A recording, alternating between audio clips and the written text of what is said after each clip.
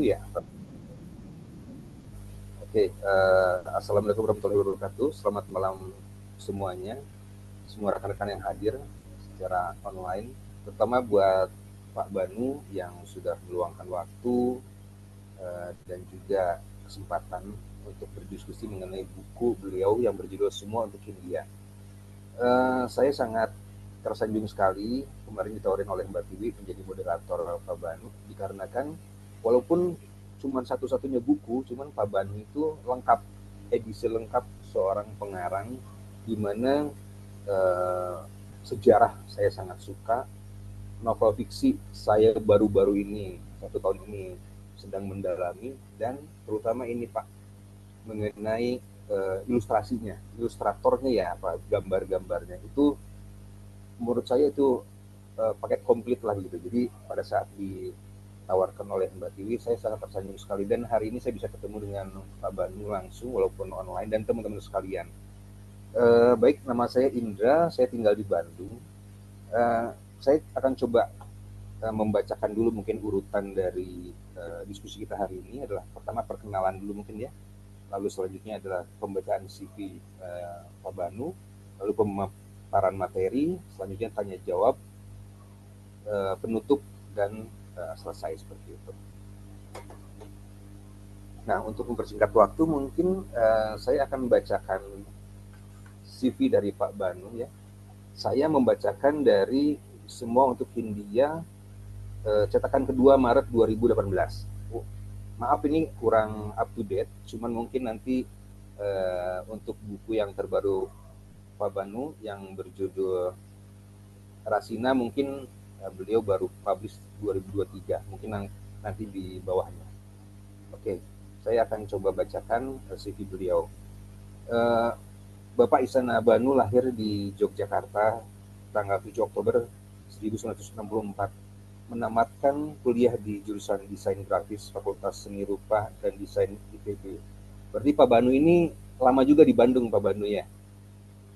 7 tahun ya. 7 tahun ya. Ya. Untung nggak DO. Untung nggak DO.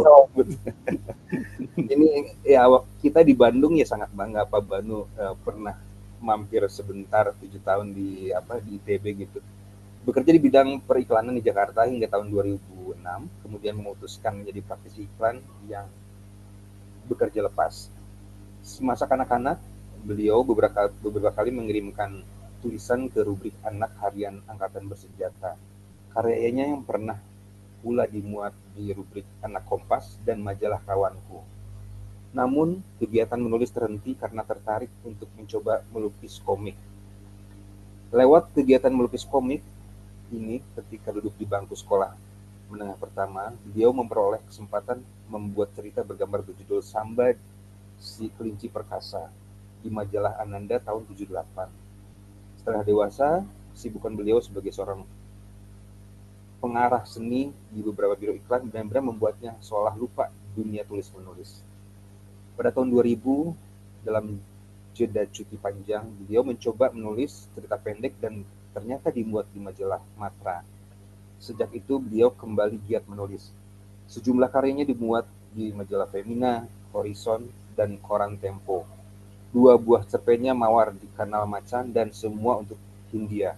Berturut-turut terpilih menjadi salah satu dari 20 cerpen terbaik Indonesia versi Pena Kencana tahun 2008 dan 2009. Tahun 2014, buku kumpulan cerita pendek bertema kolonialnya yang berjudul Semua untuk Hindia ini meraih penghargaan Kusala Sastra Katulistiwa kategori prosa. Mohon maaf Pak Banu, mungkin karya yang terakhir yang yang diciptakan oleh Pak Banu mungkin itu Pak ya, novel Rasina Pak ya, yang diambil dari salah satu tulisan beliau di Teh dan Pengkhianat, betul Pak, yang dikembangkan menjadi novel begitu Pak ya? Betul. Nah ini terus terang saya membaca kembali karya beliau itu beberapa hari yang lalu, dan saya harus milih cerpen mana nih yang kira-kira terbaik di antara judul-judul ini. Ternyata saya jatuh cinta Pak dengan Mawar di Kanal Macan. Betul, itu sangat luar biasa sekali Pak, sangat luar biasa. Makanya saya pada saat posting itu, kenapa saya kasih background musiknya Kecewa dari BCL, Pak. Itu benar-benar saya bisa bisa menangkap kenapa seorang wanita kecewanya sampai seperti itu gitu, Pak. Mungkin nanti kita akan bahas setelah ini. Baik, itu adalah CV dari Pak Banu. Selanjutnya mungkin adalah pemaparan mengenai novel beliau yang berjudul Semua Untuk Hindia. Kami persilakan Pak Banu. Sebetulnya sih mungkin langsung tanya jawab aja ya. Nanti slide itu akan muncul di tengah tanya jawab nanti mungkin. Atau gimana? Sudah disiapkan pertanyaannya atau gimana? Mbak Tiwi gimana? Ya sudah, saya akan mulai pemaparan singkat saja ya. Mungkin Pak, ya. Ada beberapa yang teman yang belum membaca gitu Pak. Oke. Tapi yang akan saya paparkan di awal ini bukan tentang Semua Untuk Hindianya. Mungkin itu nanti akan kita save buat tanya jawabnya. Yang akan saya paparkan di depan ini adalah pertama, mengapa saya tertarik untuk menulis fiksi sejarah, terutama fiksi sejarah kolonial ya, yang kemudian terwujud di kumpulan cerpen Teh dan Pengkhianat, Semua Untuk Hindia, Sang Raja, dan Rasina ya. Nah jadi sebetulnya kegemaran saya terhadap sejarah itu sudah berawal sejak saya itu duduk di bangku SD ya. Dulu kita tahu ada pelajaran sejarah dunia, ada pelajaran sejarah nasional. Saya senang dua-duanya.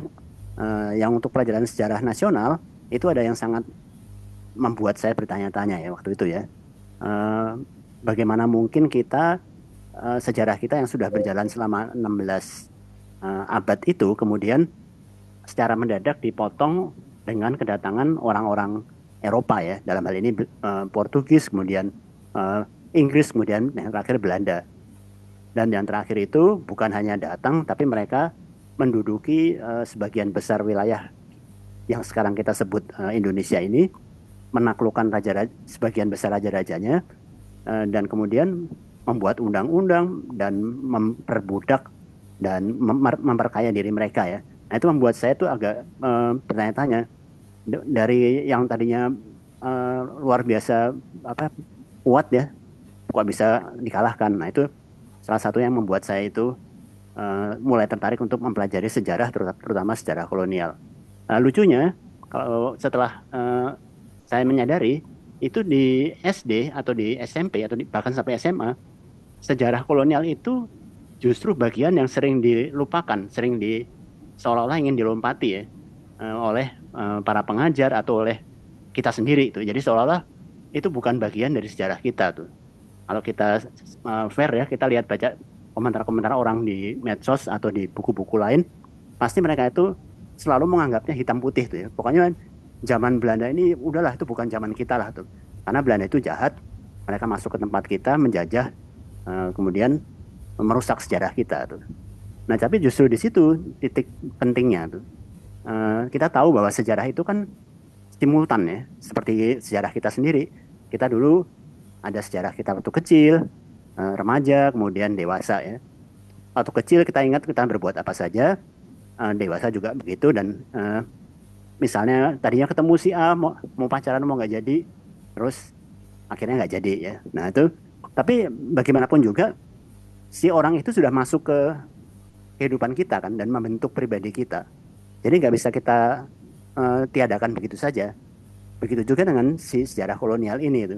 Meskipun dia itu penuh penjajahan, penuh penderitaan, tetap harus kita akui sebagai bagian dari sejarah kita.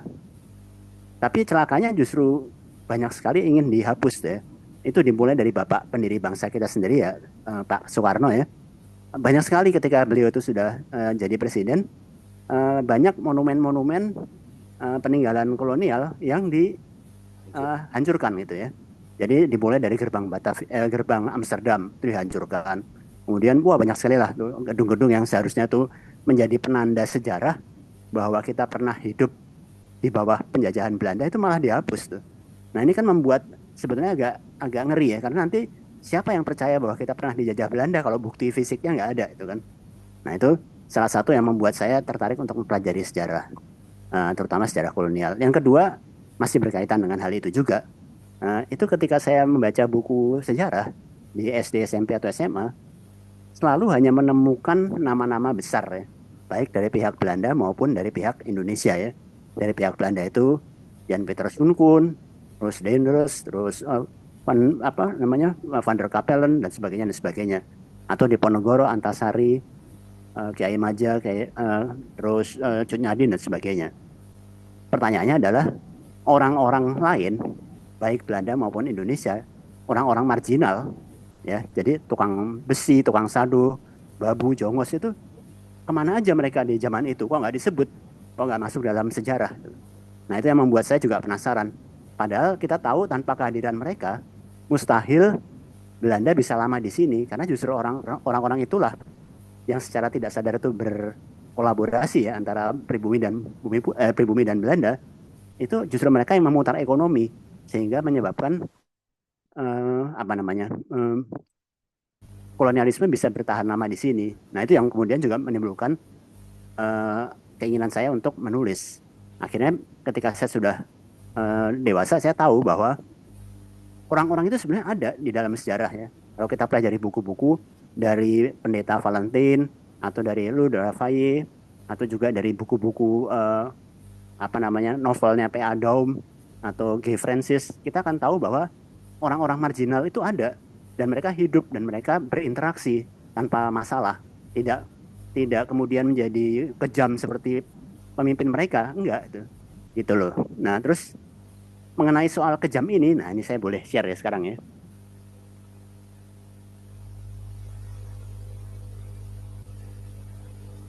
Kelihatan nggak? Belum kelihatan ya? Kelihatan nggak? Belum. Ya. Sudah kelihatan ya?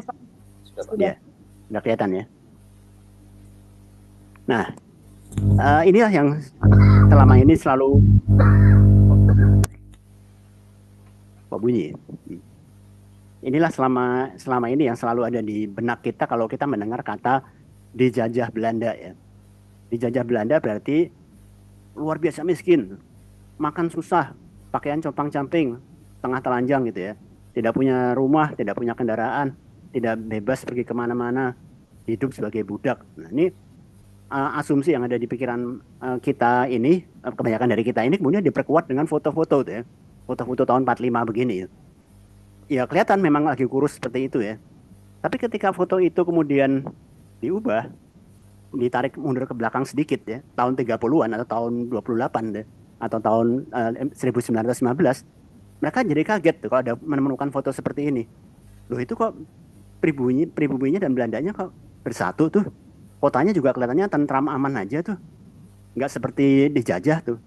Jadi apa yang sebenarnya terjadi itu? Nah, itu kadang-kadang jadi pertanyaan-pertanyaan yang sebenarnya antara memprihatinkan dan menggelikan tuh ya. Kalau kita lihat di medsos-medsos ya.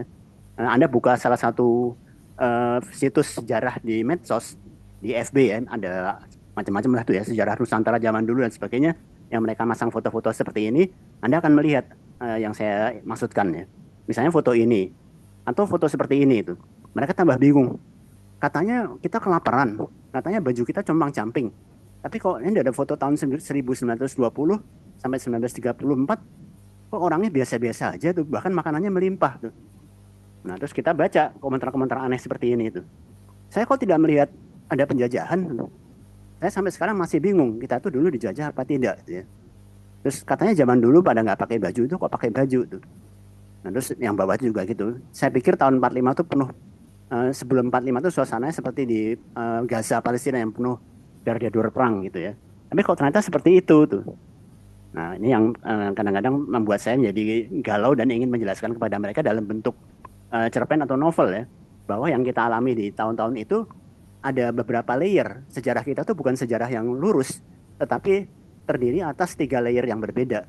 Jadi sejarah tradisional, yaitu sejarah tempat di mana raja-raja tradisional kita tuh hidup deh, dari zaman Tarumanegara sampai zaman Demak Islam. Kemudian dipotong dengan sejarah kolonial, ya Belanda itu ya. Kemudian setelah itu ada sejarah nasional. Jadi ada 3 layer sebetulnya yang ada dalam sejarah kita. Yang mereka lihat itu adalah barangkali layer terakhir. Ketika para sejarawan kita berusaha menulis ulang apa yang terjadi di zaman kolonial dari perspektif yang berbeda, dari sudut pandang yang berbeda. Sehingga agak kacau ketika ada transisi ya, seperti ini ya. Ini saya teruskan lagi. Nah, soal nggak pakai baju tadi, kalau mereka mau mempelajari lebih dalam, sebetulnya pada Perang Dunia Kedua itu tahun 45 itu bukan cuma kita, orang-orang Belanda pun yang ada di kamp interniran juga sama kurusnya dan sama nggak berpakaiannya karena memang itu zaman perang ya. Tapi harus diingat bahwa sebelum itu adalah zaman normal dan tanda petik ya. Dalam dalam tanda petik itu tanda normal tempat kita di Hindia Belanda ini hidup apa adanya gitu bersama-sama dengan Belanda. Jangan lupa juga bahwa pada awal abad 9 abad 20 itu banyak juga orang-orang Bumi Putra yang bukan keturunan bangsawan yang hidupnya kaya. Seperti misalnya Niti Semisto ya. Dia adalah bangsawan bukan bangsawan dan dia tuh eh, keturunan sepupunya priai kecil Carik ya. Jadi bukan lagi bangsawan ya. Dia mulai dari nol sampai kemudian bisa mendirikan imperium besar dari menjual kretek ya. Nah itu bayangkan dia berdiri di atas kaki sendiri membuat imperium itu. Demikian juga dengan Agus Musinda Saat yang importir barang-barang Cina ya. Orang-orang ini hidup di zaman Hindia Belanda loh, di zaman ketika Belanda ada di sini. Tapi mereka bisa kaya. Nah jadi tambah bingung kan orang, kok bisa ya gitu ya. Padahal menurut saya, menurut mereka, kalau dijajah Belanda itu harus miskin tuh. Karena Belanda itu jahat, Belanda itu imperialis tuh. Belanda itu mengeruk kekuasaan kita, kekayaan kita. Jadi harusnya kita tuh nggak bisa begini tuh. Ini pasti salah tuh sejarahnya gitu. Yang ada di kepala mereka begitu ya. Lalu yang lebih parah lagi adalah persepsi kedua ini. Kalau ada foto yang menunjukkan bahwa Belanda dan Bumi Putra itu apa namanya berdekatan atau kelihatan baik-baikan, pasti mereka tuh Bumi Putranya pengkhianat. Nah ini juga agak aneh menurut saya karena sebelum merdeka kita nggak pernah tahu kan apa yang akan terjadi di depan kan. Sebelum merdeka penguasanya adalah Belanda dan kita karena ingin mencari duit atau mencari selamat ya kita kerjanya ke Belanda tuh. Kita nggak pernah tahu maksudnya yang rakyat marginal ya bahwa setelah tahun 40 itu ada perang dunia yang kemudian membuat semuanya jadi berbeda. Seandainya tidak ada perang itu mungkin kita masih di bawah Belanda dan ya seperti ini tuh. Ada orang bekerja pada Belanda sebagai babu, ada lagi yang ini yang sebelah kiri itu Adrian Kerkhoven ya. Itu memang dia dekat dengan Bumi Putra dan Bumi Putra senang dengan dia tuh. Jadi nggak ada masalah tuh, nggak ada permusuhan di antara mereka tuh. Itu. Nah, celakanya karena sudah ada pembalikan sejarah tadi itu, maka komentar-komentarnya jadi seperti ini itu. Ternyata dari dulu sudah ada juga para penjilat. Apakah mereka itu bersekutu dengan penjajah Belanda? Kok kelihatannya akrab banget. Nah, ini adalah hal-hal yang sebetulnya harus kita lihat lagi ya, secara konteks ya. Pada tahun itu konteksnya seperti apa tuh? Kalau sekarang kita merdeka tentu konteksnya berbeda tuh. Seperti yang saya sampaikan tadi, sejarah Indonesia itu terdiri atas 3 layer.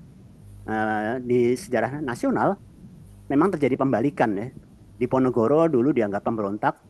Ketika kita sudah merdeka, Diponegoro tentu pahlawan. Sebaliknya, Van Heijs dulu pahlawan Belanda, tapi ketika kita sudah merdeka, statusnya kita ubah menjadi penjahat ya, menjadi orang jahatnya Belanda.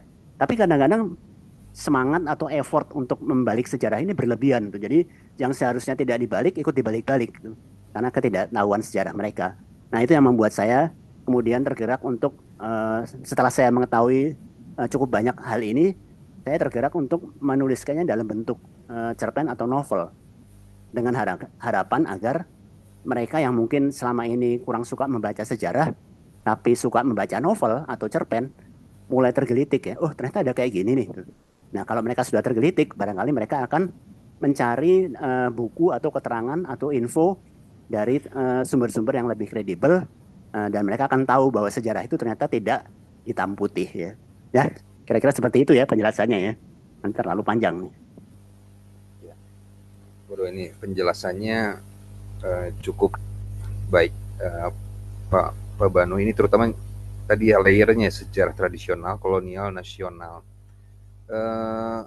Kalau saya boleh berpendapat Pak ya, memang di mana kita bukan berpijak ya. Seperti tadi Diponegoro itu kan dulu musuh, lalu menjadi pahlawan di saat negara kita sudah berdiri seperti itu. Dan itu mungkin itu yang diajarkan oleh pemerintah kita kepada masyarakatnya, menjadi suatu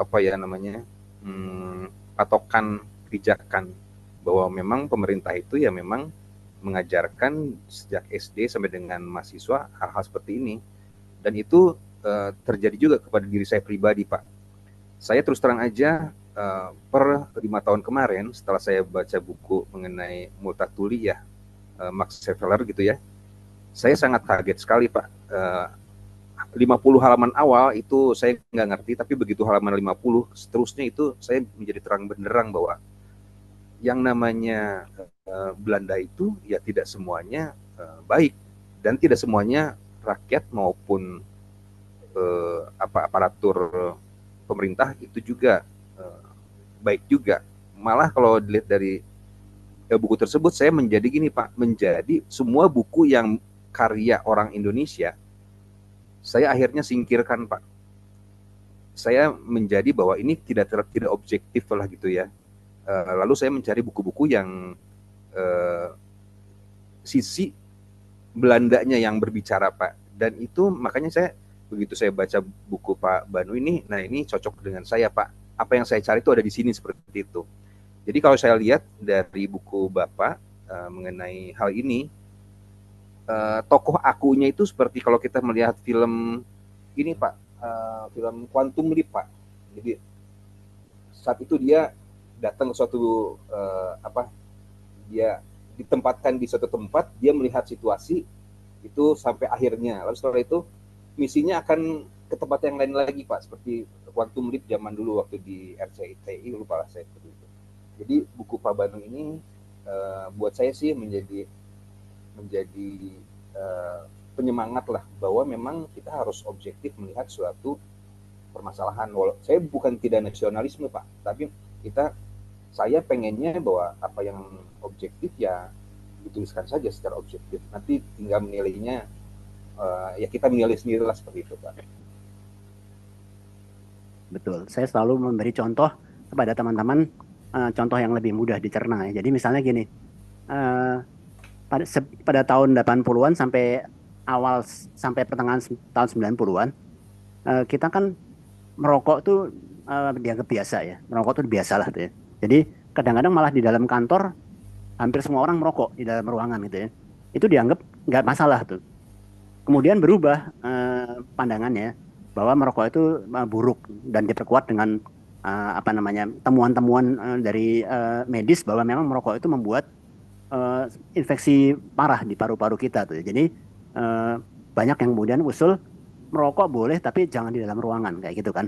Setelah itu kemudian kita melihat bahwa merokok mulai dibatasi itu, dan merokok kemudian sekarang seperti sekarang ini itu. Jadi tapi kita kemudian kalau kita menulis cerita, apakah kemudian orang-orang yang merokok pada tahun 80-an itu jahat? Kan enggak kan gitu. Atau apakah mereka itu keliru merokok tahun 80-an? Ya enggak, karena pada waktu itu rokok dianggap masih bukan apa-apa gitu. Sama seperti misalnya film Shirley Temple ya. Kalau kita lihat ada satu film yang judulnya In the Good Ship of Lollipop. Di situ digambarkan Shirley Temple, si perempuan kecil itu ya, umur 5 tahunan, dia menari-nari di dalam satu gerbong kapal yang isinya cowok semua, orang-orang dewasa tuh. Dia pakai baju span anak kecil itu ya, rok yang celana dalamnya sedikit kelihatan, dan dia menari-nari dengan senang. Kemudian salah satu dari penumpang itu mengambil dia dan memangku si Shirley Temple itu ke pangkuannya. Itu sekarang Anda bayangkan kalau film itu diputar hari ini, wah sudah pasti akan dicerca habis-habisan. Tapi pada tahun 50-an itu bukan sesuatu yang harus dipermasalahkan pada waktu itu ya. Nah, saya rasa demikian pula dengan sejarah ini itu. Ketika kita melihat nenek moyang kita, kebetulan dari fotonya ya, misalnya kakeknya si A, loh kok kakekmu berfoto dengan orang Belanda? Wah berarti kamu pengkhianat dong. Nah, itu sesuatu yang menurut saya nggak benar tuh. Karena pada waktu itu kan kita harus kembalikan dulu konteksnya. Sebelum ada Sumpah Pemuda, sebelum ada Perang Dunia Kedua dan sebagainya, itu kan sebelum adanya muncul para nasionalis, itu ya kita hidup di sebuah zaman yang bernama zaman kolonial, di mana penguasanya itu Belanda, dan kita ya hidup seperti hari ini, tapi posisi-posisi puncaknya Belanda. Udah gitu aja kan. Itu menjadi lebih ringan bagi kita untuk melepaskan diri dari dogma-dogma bahwa oh kalau yang dekat sama Belanda, fotonya zaman dulu dekat sama Belanda, berarti dia tuh mengkhianat. Ya nggak gitu kan. Kira-kira begitu ya. Mungkin teman-teman lain ada yang mau menanggapi pemaparan awal dari Pak Banu mungkin?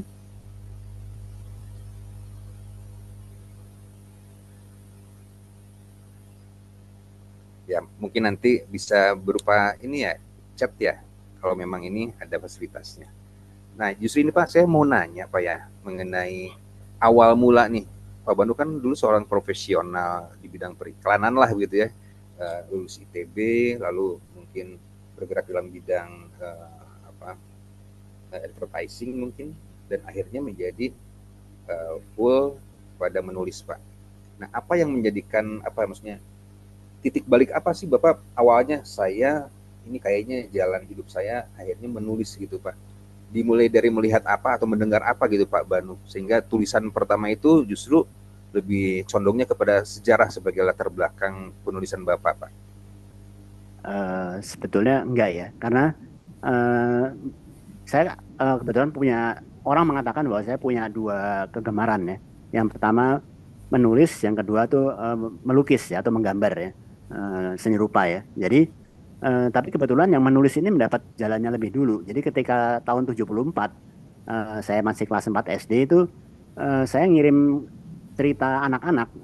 Waktu itu belum ada Kompas Minggu ya. Eh, harian Kompas hari Sabtu waktu itu ya. Itu ada rubrik anak-anak tuh 3 kolom. Cerpen saya masuk di situ. Ada cerpen judulnya Dikejar Setan. Nah, itu masuk ke situ tuh. Nah, itu yang membuat saya menjadi tiba-tiba senang menulis tuh ya. Waktu tahun 74 sampai tahun 76 itu. Jadi saya banyak mengirim cerpen anak-anak ke kawanku, ke Kuncung, ke Angkatan Bersenjata tuh. Eh, sebagai pelampiasan dari kegemaran saya menulis. Kemudian tahun 76 ketika saya berulang tahun apa namanya ke-12 itu bapak saya membelikan saya cat poster. Nah, semenjak itu terbelokkan tuh apa namanya kegemaran menulis itu ke menggambar tuh. Karena waktu itu tahun 75 76 tuh lagi ada buku Tintin ya kalau Anda ingat, ada Ya, buku Tintin dan itu sangat menarik karena warnanya itu nggak ada di tempat lain. Warnanya itu sangat cerah dan sangat Eropa itu ya. Itu saya penasaran sekali ingin melukis seperti itu tuh. Jadi saya bikin komik-komikan, saya bikin apa tuh segala macam. Sampai suatu hari bapak saya kebetulan seorang konsultan di koran Buana Minggu itu mengatakan bahwa itu Buana Minggu lagi mau membuat majalah anak-anak tuh namanya Ananda tuh. Coba kamu temui si Ibu Titi Sari di sana tuh. Nanti hari hari apa Jumat kamu ke Jalan Garuda tuh. Jadi saya waktu itu sudah SMP ya tahun 78, celananya pendek gitu, saya datang ke Jalan Garuda dan ternyata Ibu Titi Sari senang dengan gambar saya dan saya melukis satu halaman tuh Sambasi Kelinci Perkasa itu ya. Nah, itu berlangsung 1 tahun dan itu membuat saya senang ke apa namanya? Lebih senang menggambar dibandingkan menulis. Jadi untuk sementara kegiatan menulis itu ya saya lebih senang menggambar dan akhirnya kuliah di seni rupa. Begitu lulus saya ke kerja di biro iklan selama 20 tahun menjadi pengarah seni. Pada saat itu benar-benar tulisan apa impian untuk menjadi penulis itu hampir pupus ya. Lalu suatu hari seperti yang Anda sampaikan di bio tadi itu, ibu saya sakit. Nah, saya nggak punya kegiatan lain ketika menunggu ibu saya sakit dan kemudian meninggal itu kecuali menulis. Kembali saya menulis, kirim cerpen ke Matra dan diterima. Sejak saat itu saya kembali menulis giat menulis cerpen dan ya itulah awal saya menulis lebih serius lagi cerpen-cerpen yang awalnya itu cerpen urban ya tentang Jakarta, tentang pembunuhan, tentang segala macam. Sampai suatu hari saya tersadarkan kembali bahwa ini sebenarnya jalan yang bukan saya inginkan. Saya sebenarnya lebih ingin menulis sejarah. Nah, jadi tahun 2004 saya mulai menulis Mawar di Kanal Macan itu. Kira-kira begitu ya. Kepanjangan ya. enggak Pak, enggak. Nah, karena Pak Banu sendiri barusan ngomong tentang mawar di kandang Kanal Macan. mawar di kandang macan Pak, ini saya pengen apa ya terlepas ini mendapat penghargaan uh, menulis yang baik Pak ya. Saya cuma pengen tahu Pak ya itu terus terang saya sangat-sangat ini menjadi salah satu cerpen terfavorit Pak di antara semua karangan Bapak nih yang 13. Jadi Mawar di Kanal Macan itu benar-benar menjadikan saya tersentak aja sih bahwa apabila seorang wanita tuh yang apabila seorang wanita tuh kecewa terhadap pasangannya gitu kan, yang berlebihan, itu dia bisa berbuat hal-hal di luar batas gitu Pak. Nah itu bagaimana Bapak bisa menyatukan ya antara kejadian di mana saat itu juga ada kejadian yang bukan yang sebenarnya Pak ya, ada orang yang dihukum pancung dikarenakan berbuat perzinahan lah begitu ya, lalu disambungkan dengan si Yan itu Pak, Letnan Yan itu. Idenya gimana sih Pak bisa menyatukan itu sehingga menjadi suatu karya yang baik lah, menurut saya hebat banget Pak. Sebenarnya itu sering ya dilakukan oleh para penulis ya. Jadi para penulis itu sebenarnya kan selain dia tuh menulis untuk dirinya sendiri, dia juga mewakili zamannya, melihat gejolak zamannya untuk kemudian direkam dan dituliskan ulang ya dalam suatu cerpen atau novel. Nah sebenarnya saya juga melihat pada waktu itu ya, itu adalah tahun-tahun ketika kita lagi sibuk apa ya waktu itu memperdebatkan pakaian ya. Waktu itu kan zaman wah harus ditutup semua pakai aurat segala macam kayak gitu kan. Kalau enggak nanti masuk neraka segala macam itu. Nah itu uh, sedang kenceng-kencengnya tahun 2023 atau 2024 itulah tuh ya waktu itu seingat saya. Nah saya ingin menuliskan bahwa itu bukan hal baru tuh. Karena di zaman Belanda itu juga terjadi dan bukan bukan oleh agama Islam tapi oleh agama Kristen gitu. Jadi pada tahun itu adalah tahun 1600-an ya, itu adalah kebangkitan dari apa namanya eh, Protestan ya. Jadi baru ya. Mereka baru belum lama skisma kemudian pecah jadi beberapa aliran dan kemudian gereja reformasi itu dipegang oleh Belanda ya. Dan waktu itu Jan Pieter Soenkoen sangat strict ya. Dia sangat strict ingin membangun suatu komunitas Belanda yang beradab dan tanda petik beradab karena sebenarnya dia sendiri tidak beradab ya. Tapi dia ingin membangun komunitas Belanda berbasiskan agama reformasi Belanda di negara yang jauh ini, di tempat yang jauh ini itu. Dan dia mengontrol ketat semua apa namanya kelakuan dari warga Belanda pada waktu itu di dalam benteng Batavia ya. Jadi perempuan-perempuannya kalau pergi malam harus dikawal sama apa namanya pengawal, sama kalau kayak kita sekarang ya, nggak boleh sendirian. Dan itu harus uh, apa namanya anggota keluarganya atau sanak saudaranya, nggak boleh orang lain. Baju juga begitu. Kalau Anda lihat lukisan-lukisan tahun 1600-an, perempuannya atau kalau Anda melihat buku buku zaman dulu itu yang uh, Scarlet Letter ya, Scarlet Letter pernah nonton Scarlet Letter. Nah itu juga begitu. Jadi para pendeta-pendeta pada masa itu sangat kejam ya. Jadi perempuan-perempuan pergi harus pakai baju hitam dan tidak boleh kelihatan mewah atau seksi kayak gitu tuh. Jadi harus tertutup semuanya tuh. Nah, alkisah si tokoh ini si Adele ini dia jatuh cinta kepada si cowok itu kan. Nah, jadi dia bagaimana caranya ketemu tuh. Sementara untuk ketemu berdua aja pada waktu itu nggak bisa tuh. Karena kan berarti itu berzina kan di tempat seperti itu dan bukan keluarga siapa-siapa dan mereka bertemu. Nah itu apalagi dia orang penting, orang istri seorang terhormat. Nah itu membuat saya wah ini kalau ditulis menjadi cerita mungkin bagus juga ini. Karena ada kasus seperti itu sebetulnya di dalam catatan sejarah ada ya meskipun nggak seperti ini ya. Tapi kalau kita lihat tuh anaknya Spek tuh jadi apa namanya yang nantinya akan menjadi gubernur jenderal di Batavia namanya Sarah Speck itu jatuh cinta kepada rakyat biasa tuh dan mereka ditemukan dalam tanda petik dalam satu ruangan oleh Jan Pieter Soenkoen sendiri di ruangan Batavia itu ya kafe benteng Batavia mereka sedang berduaan di sebuah kamar. Nah langsung si cowok itu dihukum mati dan si Sarah Specknya dicambuk ya di gerbang. Nah saya berpikir ini kok mirip banget dengan yang peristiwa hari ini gitu loh. Ada ancaman seperti itu kalau salah tidak memakai baju dengan atas nama embel-embel agama. Saya pikir kalau saya tuliskan menjadi suatu cerpen, barangkali itu akan mewakili apa yang sedang terjadi di masyarakat pada saat itu ya.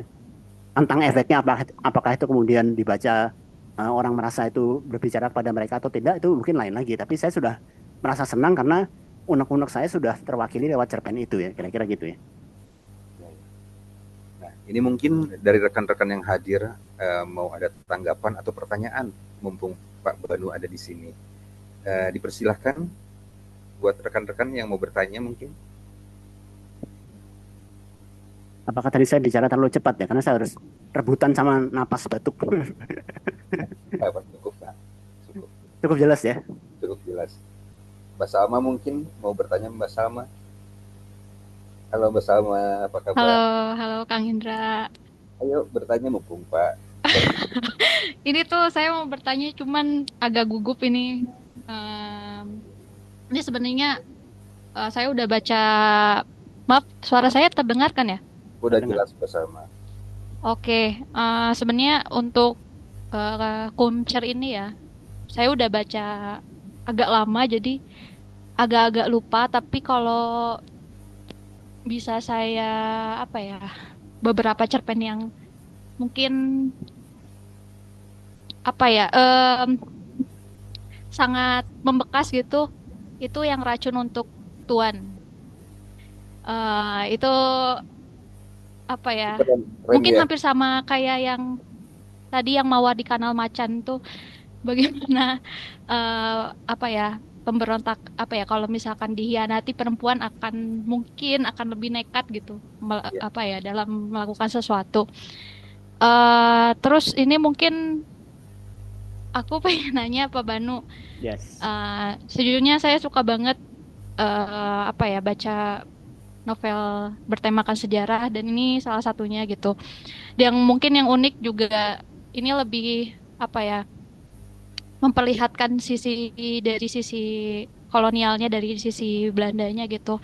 Jadi ya benar yang tadi Pak Banu jelasin tentang apa ya, ada kekosongan tentang masa kolonial itu, dan mungkin ini salah satu apa ya, upaya untuk menyadarkan kita bahwa sejarah itu tidak hitam putih gitu.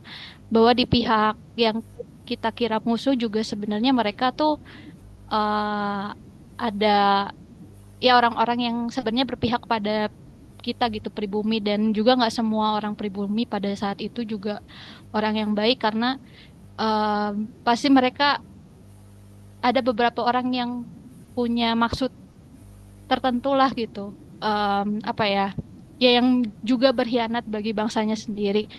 Nah, mungkin aku pengen nanya ini ke Pak Banu. Ini alasan klasik sih. Cuman kan kalau dalam apa ya, menulis fiksi sejarah itu membutuhkan riset gitu. Dan waktu aku baca di buku ini juga apa ya, saya beneran hanyut gitu, kayak ini kayaknya beneran atau enggak ya, karena ada beberapa cerpen yang diberikan apa tuh namanya, penjelasan bahwa ini eh, dari kejadian mana, mengambil kejadian mana, sama mention orang-orang yang ya asli yang pernah hidup eh, di di dunia gitu ya. Ya. Nah, mungkin aku pengen nanya tentang seberapa lama Pak Banu riset untuk apa namanya, buku ini. Terus juga kan ini kumpulan cerpen ya, apakah karena Pak Banu sendiri sudah banyak membaca sejarah, jadi mungkin risetnya nggak terlalu lama, atau gimana tuh Pak? Mungkin itu yang pengen saya tahu sih, persoalan riset dalam menulis cerpen-cerpen di buku ini. Terima kasih Pak. Terima kasih Kang. Ya. Ya, makasih banyak bersama. Demikian Langsung. Pak Banu langsung aja dijawab. Iya, saya jawab ya karena panjang-panjang nih. Nah, jadi untuk betul. Jadi yang paling berat pada saat kita menulis fiksi sejarah itu adalah risetnya ya. Karena kita tidak boleh main-main di fiksi sejarah. Kalau kita keliru menuliskan sejarah, nanti bisa apa ya, dianggap kurang valid. Meskipun begitu, kita harus ingat bahwa di dalam fiksi sejarah itu ada 3 gelombang besar cara penulisan fiksi sejarah ya. Yang pertama kita sebut dramatisasi biografi. Di dalam dramatisasi biografi ini, tokoh-tokohnya, peristiwa sejarahnya, kemudian tahun-tahunnya itu benar ya, benar semua itu. Tugas dari penulis sejarah yang fiksi sejarah yang kemudian mengambil rute ini, yang mengambil rute dramatisasi biografi itu hanyalah mendramatisasi data-data biografi yang ada dari tokoh yang ingin dia tulis. Jadi kita misalnya ambil contoh, aku mau nulis cerita penangkapan di Ponorogo deh gitu. Saya ingin tahu ingin menuliskan detik-detik ketika di Ponorogo itu ditangkap oleh Belanda di Magelang gitu ya. Nah, kalau dia seorang penulis yang berlandaskan dramatisasi biografi, dia akan menuliskan semua apa namanya background sejarah yang ada pada saat itu dengan tepat gitu ya. Tapi dia kemudian membuat dramatisasi pada saat ada perundingan antara De Kock dan apa namanya di Ponorogo itu. Karena toh di dalam buku sejarah itu nggak ada ya. Jadi dia bisa punya kesempatan untuk apa mengelaborasi apa namanya perbincangan antara De Kock dan Diponegoro pada saat itu tuh ya. Sebagian besar mungkin ada di dalam Babat Diponegoro, tapi yang kecil-kecil lainnya adalah kebebasan penuh dari penulis fiksi sejarah untuk memasukkan dialog imajiner di dalam itu tuh. Untuk apa gunanya? Untuk dramatisasi. Nah, contoh yang menggunakan ini adalah kalau Anda pernah baca itu adalah buku Cut Nyak-Dien ya, karangan Madelong Shekeli Lulov. Di situ semua cerita tentang Cut Nyak-Dien persis sama, tapi ada satu bagian yang dibesar-besarkan, yaitu antara pembicaraan antara panglaut bahwa dia tuh perang batin ya. Dia ingin menyelamatkan Cut Nyak-Dien karena kasihan sudah tua tuh. Jadi dia ingin melaporkan markasnya Cut Nyak-Dien itu ke Belanda dengan dalih supaya Cut Nyak-Dien tuh istirahat karena sudah tua. Nah, sehingga ada perang batin bahwa kalau aku laporkan nanti aku pengkhianat atau bukan. Nah, itu yang dibesar-besarkan dalam buku itu. Tapi cerita-cerita yang lain, data-data yang lain itu persis sama seperti data-data Cut Nyak-Dien yang kita kenal. Itu kalau kita mengambil dramatisasi biografi. Nah, yang kedua ini kebalikannya sangat bebas ya. Namanya dekonstruksi. Atau ada orang mengatakan tuh alternate history ya. Nah, di dalam alternate history ini tokoh-tokohnya, tahun-tahunnya, tempat-tempatnya itu masih setia dengan sejarah. Tapi interaksi di antara tokoh-tokoh itu bisa dibikin ngawur, gitu. Bisa diplesetkan. Gitu ya. Dan endingnya mungkin bisa sama sekali berbeda. Jadi dalam dekonstruksi sejarah ini, pemenang Perang Dunia Kedua mungkin bukan sekutu, tapi mungkin Jepang dan Jerman. Sehingga bahasa yang beredar sekarang ini bukan bahasa Inggris, tapi bahasa Jerman dan Jepang. Nah, itu bisa terjadi seperti itu kalau kita mengambil rute yang dekonstruksi ya. Nah, yang terakhir ini yang biasanya saya ambil, yaitu adalah infiltrasi tokoh-tokoh fiktif ke dalam panggung sejarah. Nah, ini yang saya ambil yang ketiga ini. Jadi tokoh sejarahnya fiktif, tapi latar tempat mereka itu hidup, itu ada betul. Bahkan kadang-kadang mereka berkelahi dengan tokoh-tokoh sejarah itu atau berdebat ya. Tapi endingnya itu nggak bisa berubah. Kalau tokoh sejarahnya di situ mati, dia akan mati terus tuh. Sementara kalau yang kedua tadi kan mungkin tokohnya hidup ya. Kalau yang di ketiga ini enggak. Jadi kalau memang Diponegoro ditangkap ya endingnya akan ditangkap tuh yang di ketiga ini. Tapi bahwa ada tokoh fiksi yang masuk ke dalam situ, kemudian mungkin dia melaporkan kepada kita bahwa dia melihat sendiri perundingan itu di dalam situ, itu lain lagi itu. Nah, itu adalah kita menghidupkan tokoh fiktif ke dalam panggung sejarah. Nah, itu yang saya ambil itu tuh ya. Nah, tapi tetap masih memerlukan riset. Nah, jadi kita kembali ke riset ya. Dari mana saya mendapatkan bahan-bahan riset? Itu sama seperti penulis-penulis lainnya. Saya ngambil dari buku-buku tentang Hindia Belanda. Karena saya bukan sejarawan, saya tentu hanya punya sumber secondary ya. Kalau sejarawan kan bisa nembus sampai ke perpustakaan Leiden dan sebagainya dan ketemu buku-buku yang dari A ya.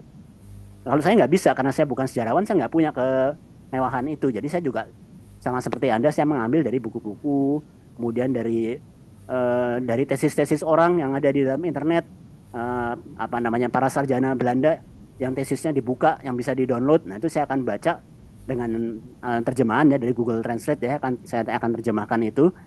Lalu juga dari koran-koran Belanda ya. Jadi kita tahu di dalam internet itu ada situs koran Belanda sampai abad ke-19 ya, namanya Delver. Kalau Anda klik itu, Anda tinggal masukkan topiknya apa, ketemu nanti banyak koran-koran yang bicara tentang banyak orang di tahun-tahun itu tuh. Termasuk tokoh-tokoh kita ya, ada Indri Semito itu ada Raden Saleh itu ada di situ tuh. Jadi bisa kita ambil dari koran-koran yang ada di dalam internet, di dalam yang sudah dikumpulkan dalam situs yang bernama Delver. Yang ketiga, nah ini kita harus ingat nih, kalau tadi satu dua itu tiga itu satu dan dua itu datanya data kering ya, data yang dingin. Untuk menghidupkan data-data itu, saya membaca novel-novel yang ditulis oleh orang-orang yang hidup pada abad 19. Supaya apa? Supaya saya dapat warnanya tuh. Jadi misalnya saya cerita tentang Nyai itu. Kalau dalam buku sejarah kan ya diceritakan secara datar aja Nyai ini. Nyai adalah seorang gini-gini. Tapi kalau saya membaca tulisan P.A. Daum misalnya atau G. Francis, Nyai Dasima tuh segala macam tuh saya akan tahu oh begini tuh hubungannya antara tuan dan Nyai. Oh begini tuh mereka tuh kalau berdiskusi. Nah, jadi itu pentingnya kalau kita membaca novel-novel atau cerpen yang ditulis pada tahun di mana apa namanya peristiwa itu berada ya kita ambil ya abad 19 atau abad ke 20 awal. Kira-kira begitu ya. Udah menjawab belum ya? Mbak Salma, Menjawab banget Pak Ya, Banu. Jadi kurang lebih pustaka ya, berarti riset pustaka yang paling banyak ya, di itu ya. betul. Tapi Satu lagi, oke. ya satu lagi tadi itu ya masih kurang. Satu lagi kalau Anda punya dana atau nyari sponsor, harus datang ke tempat itu ya. Jadi ketika saya Hmm, menulis buku tentang Niti Smito, saya cari sponsor, saya 3 hari tinggal di Kudus untuk melihat meskipun situsnya sudah nggak ada ya, pabriknya nggak ada, tapi rumahnya masih ada tuh. Cucunya masih ada, jadi saya bisa interview ya. Ketika menulis Rasina, saya juga sudah dapat sponsor, tapi karena kita ada COVID, saya nggak jadi berangkat ya, karena si sponsor itu menarik lagi duitnya. Jadi saya nggak bisa berangkat ke Banda, ya sudah, saya dari studi pustaka saja. Karena ada COVID waktu itu ya, kita nggak bisa kemana-mana. Kira-kira begitu ya. oke. Jadi studi pustaka dan kalau ada apa ya, sponsor atau dana kali ya, Pak Banu Ya, ya, bisa langsung ke tempatnya untuk tempatnya. lebih Ya, membangun imajinasi betul, dari betul, cerita ya. betul. Oh ya Pak, mungkin satu lagi. Saya itu pernah baca salah satu majalah Bala Irung. Itu kayaknya ada cuplikannya Rasina ya. Betul, tapi itu kan masih masih belum ini ya, masih Iya, kasar. iya, Nah, iya, jadi nama tokoh-tokohnya masih lain segala macam. Nah, itu iya. sering saya lakukan ketika saya Oh gitu. menulis buku Pangeran dari Timur juga begitu. Saya dan Mas Kurnia Effendi menulis berdua. Kemudian masih setengah matang itu kita uji coba. Jadi kita Hmm. keluarkan di apa namanya di koran tuh ya untuk melihat reaksi pembaca. Nah, itu ketika saya lepaskan di Balairung itu ternyata kan feedbacknya bagus. Jadi saya semakin semangat untuk menyelesaikan novel Rasina itu ya, kira-kira gitu ya. Oke, saya juga awalnya agak kaget ada tulisan Pak Banu gitu karena dapat pinjaman dari teman saya yang main ke Balairung dan kebetulan saya ngikutin Balairung juga Pak meskipun saya orang Bandung. Em, saya baca kalau nggak salah itu terbit tahun 2020-an ya Pak. Iya betul. Iya, Dan majalahnya tuh memang Belairung mengeluarkan majalahnya itu tentang air kalau nggak salah. Terus betul betul. pas dibaca kok ada tulisannya Pak Banu gitu. Itu yang Iya, menarik sih. iya. Berarti Anda tahu kan berarti berapa lama saya menulis Rasina kan? Kalau dimulai tahun 2019 baru terbit tahun 2023. Nah, itu seperti itu lamanya saya menulis Rasina. Wah, Iya. iya. Jadi pulih pas COVID juga ya Pak Banu. Iya, Eh, sebagian ditolong oleh COVID, jadi saya bisa full konsentrasi. Tapi ya tetap lama kan dari 2019 sampai 2023 ya. iya, iya, benar Pak. Oke, mungkin aku harus menabung dulu Pak untuk beli novel-novel Pak yang lain. Terima kasih Pak Banu. Makasih Thank you Kang pertanyaannya. Indra ya. ya mangga, hatur nuhun.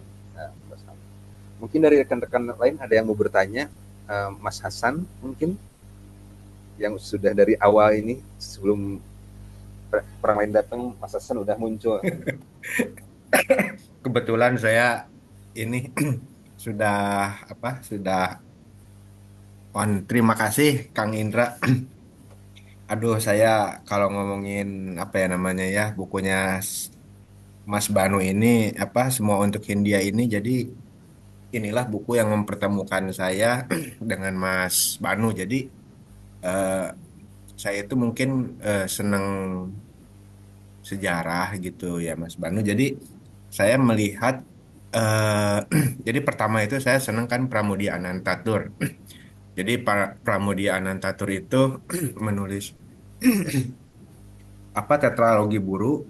Jadi ada 4 buku. Di 3 buku itu menceritakan tentang bagaimana dari pihak sisi kita gitu ya. Nah di buku keempat itu yang Rumah Kaca justru dilihatnya dari sisi Belandanya gitu. Nah demikian juga dengan apa buku Semua Untuk Hindia ini. Jadi dilihatnya tuh sejarahnya itu dari sisi Belanda yang saya perhatikan dari mulai era datangnya Cornelis eh, de Houtman sampai eh, masa bersiap ya Mas, sampai Revolusi Indonesia gitu. Ya. Eh, jadi itu apa ya? Jadi memberikan eh, pandangan lain seperti misalkan saya satu lagi seneng sama Pak dulu namanya Pak Jamhari, Saleh Jamhari. Jadi Pak Saleh Jamhari itu menulis buku dari disertasi doktornya itu bagaimana menangkap Pangeran Diponegoro dari sisi Belanda. Jadi eh, itu diterbitkan oleh komunitas bambu. Jadi itu memberikan apa ya namanya pemahaman lebih apa ya namanya lebih luas lah buat ya, saya yang senang sejarah.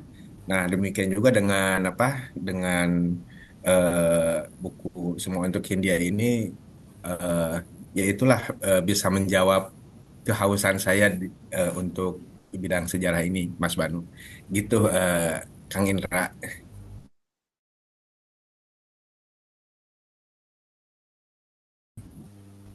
Terima kasih Kang Hasan Sugirin. Eh, saya tambahin ya. Jadi tadi kan Kang Hasan menyebutkan kenapa saya mengambil sisi orang Belanda ya. Nah itu sebenarnya banyak yang bertanya soal itu. Bahkan di awal-awal dulu ketika Semua Untuk Hindia terbit, banyak sekali hujatan ke saya ya. Jadi kalau Anda semua mengira bahwa buku itu meluncur dengan mulus, enggak.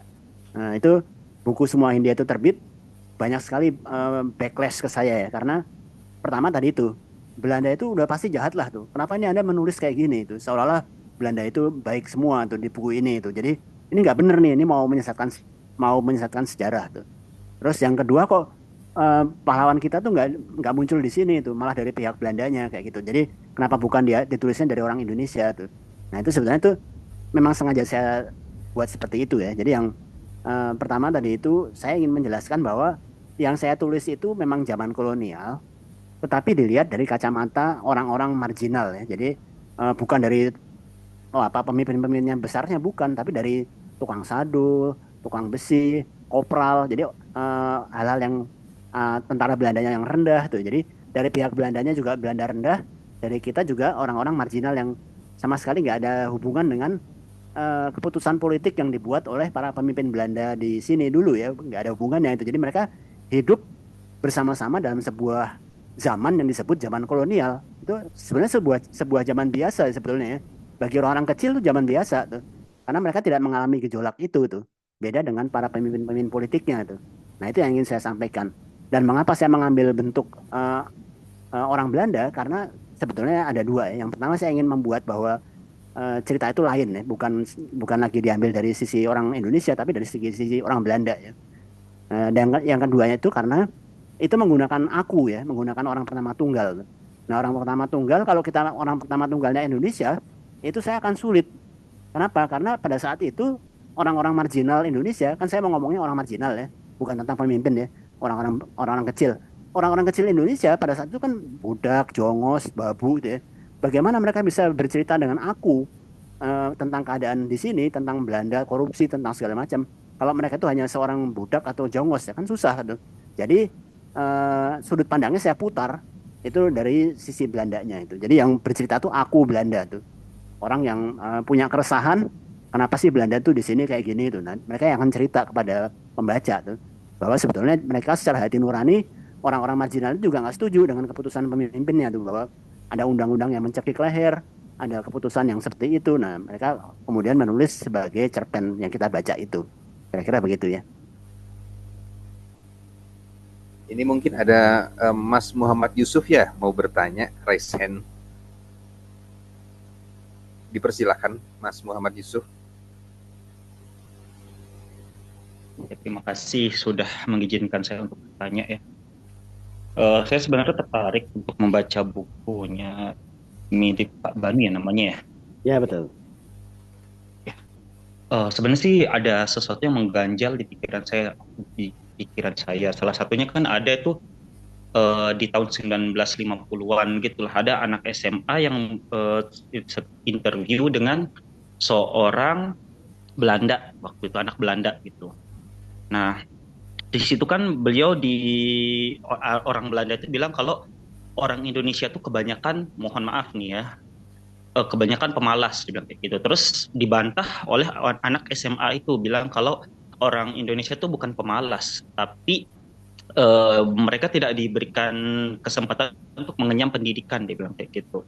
Nah, terus di sini apakah dari sudut pandang Belanda itu menganggap kenapa tidak diberikan hak apa namanya diberikan hak memimpin atau sebagainya di saat zaman penjajah itu karena memang pandangan orang Belanda tuh kalau orang-orang Indonesia tuh pemalas dan sebagainya. Bagaimana menurut Anda? Terima kasih.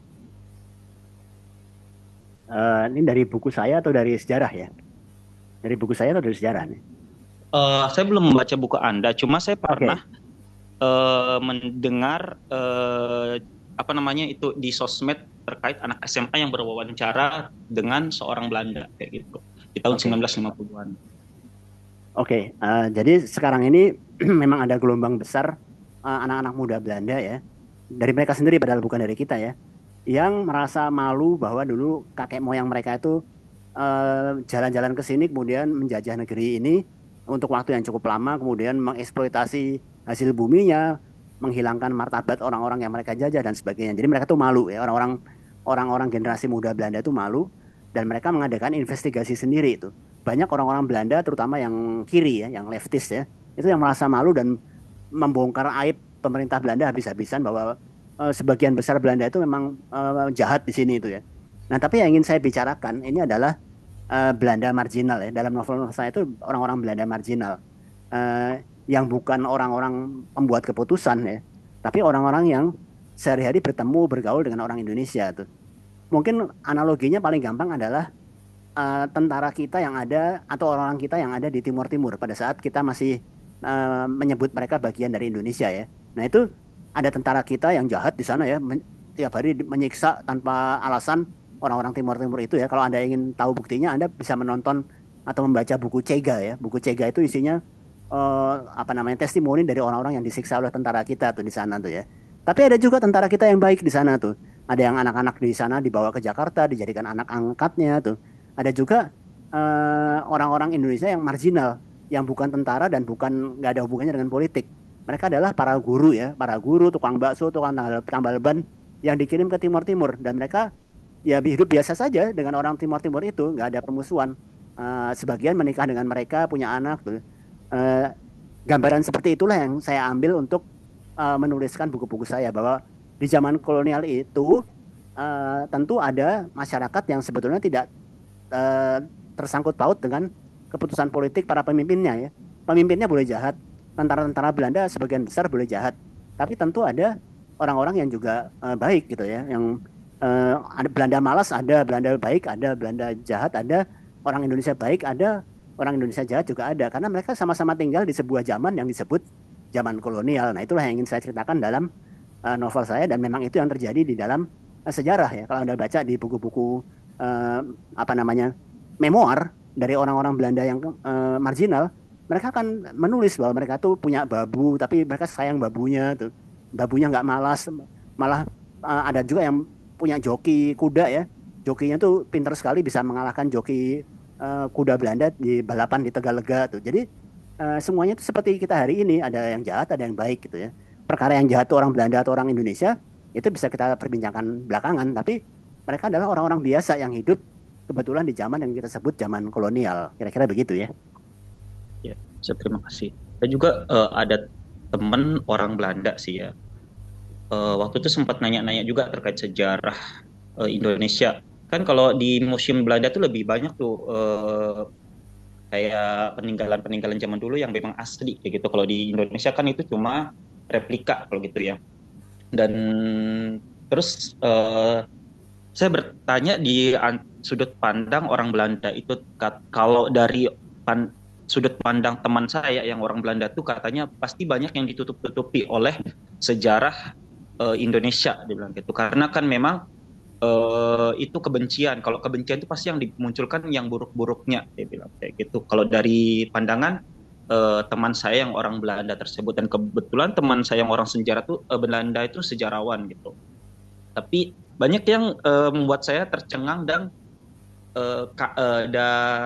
kaget gitu loh. Dan saya sih lebih cenderung ke ke pemimpin yang presiden pertama dan kedua kayak gitu. Bagaimana sejarahnya, sebenarnya saya tertarik ke situ, tapi saya takut karena saya juga orang biasa, takut nanti ke selanjutnya gitu. Gitu. Tapi saya jujur penasaran ingin membaca buku Anda, karena kan memang Anda menulisnya di sudut pandang orang Belanda itu. Karena menurut saya sih nggak mungkin semua orang Belanda itu buruk semua gitu, pasti ada yang baiknya juga, karena kan memang ada yang berhidup berdampingan juga gitu. Itu sih. Terima kasih atas jawabannya. Nah, ini perlu saya tambahkan lagi. Jadi memang betul ya bahwa jadi gini, banyak yang mengira saya memutihkan sejarah ya. Jadi enggak, Belanda itu enggak jahat, padahal bukan seperti itu. Jadi saya ingin mengatakan bahwa ya tadi itu ya, ada tidak hitam putih ya. Bahwa kita itu dijajah Belanda itu kita ada tercatat dalam catatan Belanda juga dan catatan kita tuh. Jangan salah ya. Jadi orang-orang Belanda itu kan rajin mencatat ya. Jadi mereka tuh misalnya menangkap Cut Nyaddin tuh ya. Banyak yang mengira, wah palsu tuh, harusnya Cut Nyaddin pakai jilbab segala macam tuh ya. Sekarang sedang berkembang isu itu kan. Tapi itu menurut catatan Belanda itu ya seperti itu. Cut Nyaddin itu seperti bentuknya seperti itu karena mereka ada foto, ada gambar. Jadi zaman dulu digambar ya. Ada catatan detail untuk apa itu? Apakah untuk memalsukan sejarah? Bukan, itu untuk laporan kepada pemimpin mereka bahwa yang dikejar-kejar sudah tertangkap kayak gitu. Jadi mereka untuk bohong itu tipis ya, karena itu kan laporan ke pemimpin mereka ya. Kalau mereka itu berbohong kan risikonya besar tuh. Jadi mereka akan mencatat apa adanya, tingginya Cut Nyaddin berapa misalnya gitu ya, atau tingginya Diponegoro mereka pakai baju apa tuh benar-benar dicatat sebagai catatan administratif yang dilaporkan ke pihak Belanda tuh. Nah sementara dari pihak kita juga gitu kan, mencatat peristiwa-peristiwa yang terjadi pada tahun yang sama, tapi dari kacamata orang Indonesia tuh. Jadi seperti yang Anda katakan tadi itu pasti terjadi dua sudut pandang yang berbeda ya. Yang kita penuh kebencian, yang Belanda tuh mencatat ya seperti ini tuh, apa lihatnya seperti itu. Ini ada orang memberontak, harus kita tangkap kayak gitu tuh. Mereka melihatnya seperti itu tuh. Jadi memang kita harus melihatnya dari dua sisi catatan yang berbeda untuk menjadi orang yang berdiri di tengah-tengah. Itu yang saya lakukan selama ini. Jadi saya membaca catatan dari Belanda, saya juga membaca catatan-catatan dari Indonesia. Nah, saya ambil tengahnya tuh. Kira-kira begitu ya. Baik. Ya, Bapak, terima kasih atas jawabannya, sangat menjawab sekali dan membantu. Ya, terima kasih banyak Mas Muhammad Yusuf atas pertanyaannya. Ini mungkin saya akan bacakan, ada pertanyaan lewat setting. Saya coba rangkumkan karena ini sangat panjang sekali, dari Mbak Amalia Hamdana. Ada 2 poin Pak Banu. Satu adalah kumpulan cerpen pertama dan kedua itu katanya jaraknya cukup jauh lah begitu ya. Nah, apakah di kemudian hari Pak Banu akan membuat kumpulan cerpen lagi? Di satu pertama. Keduanya adalah Mbak Amalia ini juga bertanya mengenai novel Sang Raja. Menurut Mbak ini katanya apa ya, sulit ditemukan lagi gitu Pak Banu. Nah, apakah ada rencana untuk dicetak ulang di KPG atau di penerbit lain? Itu aja. Terima kasih. Oh iya, terima kasih pertanyaannya Mbak siapa tadi, Mbak Amalia ya. Jadi yang pertama tadi itu sebetulnya itu yang pertama dan kedua itu terkumpulnya sudah lama ya, tapi diterbitkannya kan nggak jadi satu tuh, karena menurut KPG kalau diterbitkan sekaligus itu bukunya jadi tebal tuh. Dan kalau tebal terus isinya cerpen tuh kalau bukan Seno Gumilar Aji Dharma mungkin nggak ada yang baca karena apa ya, terlalu tebal dan isinya kayak gitu tuh. Jadi dipecah dua tuh. Jadi ada Teh dan Pengkhianat, ada Semua Untuk Hindia. Tapi sebetulnya itu cerpen-cerpen yang terkumpul di situ adalah cerpen yang ada dalam kurun waktu 2023 sampai 2019 ya kayak gitu ya. Semuanya ada di situ. Nah, apakah saya akan menulis cerpen lagi? Nah, ini yang berat nih. Jadi seiring usia, saya mungkin nggak punya kekuatan lagi untuk menulis cerpen. Karena cerpen itu kan gini, menulis cerpen itu hanya kira-kira 17.000 karakter ya, atau 9 halaman A4 ya, dengan apa namanya teks setinggi 12 poin. Itu harus menceritakan segitu peliknya itu ya, situasi sejarah. Padahal risetnya tuh lama tuh. Jadi saya merasa daripada risetnya lama terus outputnya hanya cerpen, saya akan membuat jadi novel saja itu. Jadi mungkin nanti yang akan terbit tahun 2025 ini, tolong doakan ya. Itu mungkin novel lagi gitu, bukan cerpen. Karena kalau cerpen saya rasanya sudah nggak punya effort lagi untuk nulis cerpen, karena satu cerpen itu butuh riset yang panjang dan hasilnya cuma 9 halaman. Itu agak ini ya, agak jomplang gitu ya. Sayang waktunya. Jadi mendingan saya riset banyak, tapi untuk membuat novel yang juga mungkin tidak setipis cerpen gitu mungkin ya. Kira-kira begitu. Nah, apakah Sang Raja akan terbit lagi? Kabarnya mereka sedang mengusahakan untuk terbit lagi.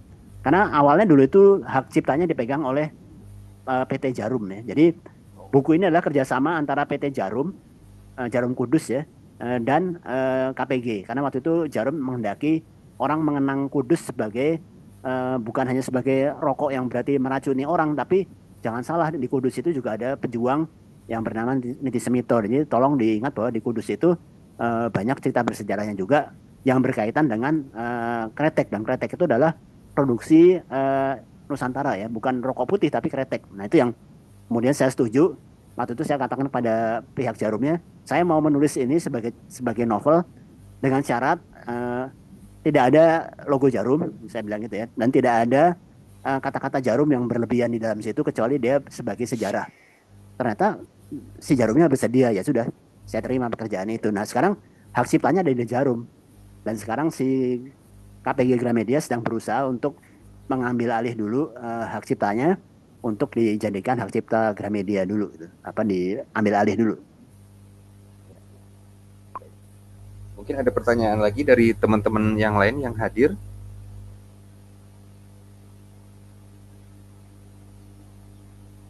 Mbak Lisa mungkin yang sedang on cam. Ya, aku mau nanya sih. Bentar, aku lupa tadi di mana. Oh iya, aku mau nanya. Ini di suara aku kedengeran kan ya? Kedengaran Mbak Lisa. Oke, di cerpen Racun untuk Tuan ini kan ada sebutan brosur tata cara hidup di Hindia. Terus kayak pokoknya ada dialog di mana kayak apa ya? Jadi harus apa ya? Harus cari seseorang itu untuk hidup di Hindia ini gitu. Jadi aku kayak pas baca dialog itu aku kayak berpikir memang di Belanda itu nggak kayak gini ya. Maksudnya kalau budaya Asia kan cowok kalau misalnya udah laki-laki gitu ya udah umur lumayan mateng gitu, at least cari istri lah mungkin ya. Tapi pas di narasi itu aku berpikir kayak oh emang pas di zaman itu kebudayaan udah beda ya di Belanda itu. Jadi aku agak berpikir di situ sih soalnya aku pikir apa ya cowok tidak apa ya kebudayaan yang cowok tidak misalnya tidak cari istri itu baru di sekarang-sekarang gitu. Itu sih mungkin aku pengen nanya soal itu yang brosur tata cara hidup di India sama budaya yang cari istri itu gitu. Pak Bandu. Kasih. Oke. Jadi brosur itu ada betul ya. Brosur itu saya lupa bahasa Belandanya apa, ada di buku itulah. Tapi brosur tentang bagaimana kamu harus menyesuaikan diri dan hidup di Hindia itu selalu dibagikan kepada para ambtenar yang baru datang dari Belanda ya, yang yang bersiap kerja di sini ya. Karena mereka harus jangan sampai shock karena beda tuh ya. Kalau Anda baca buku catatan Van der Waal itu ada di situ disebutkan dia kaget ketika turun dari kapal ya. Dia bawa koper terus sama temennya tangannya ditepis. Wih, kamu nggak boleh bawa koper di sini tuh. Loh kenapa? Di sini katanya kita nggak bawa koper. Yang bawa koper tuh kuli-kuli kayak gitu loh. Jadi ada hal-hal kayak gitu yang harus disampaikan kepada para ambtenar supaya mereka berlaku seperti seorang tuan di sini. Karena kita harus ingat, meskipun Belanda itu miskin di negerinya, tapi ketika datang ke sini dia tiba-tiba derajatnya naik gitu ya. Jadi seorang tukang susu, tukang perah susu di Belanda sana, atau seorang yang kalah judi, kalau dia kemudian punya sisa uang, dia bisa berlayar ke Hindia, turun dari kapal dia disembah-sembah sama orang kita itu, karena di sini orang kulit putih itu derajatnya tinggi itu ya di sini ya.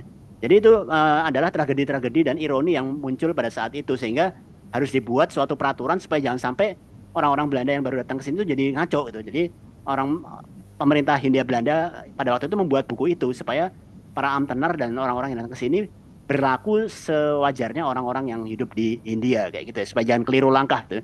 Jangan memalukan orang-orang Hindia yang ada di sini kayak gitu. Itu yang pertama. Yang kedua, memang para Amtenar di sini itu dikirim ke sini pada usia yang sangat muda belia ya. Jadi umur 20-an, bahkan di tahun-tahun sebelumnya lebih muda lagi. Umur 15, 16 itu sudah dikirim berlayar ke Hindia ya untuk jadi macam-macam di sini itu ya. Dan waktu itu adalah justru kerepotannya Jan Pieter Soenkun pada saat itu adalah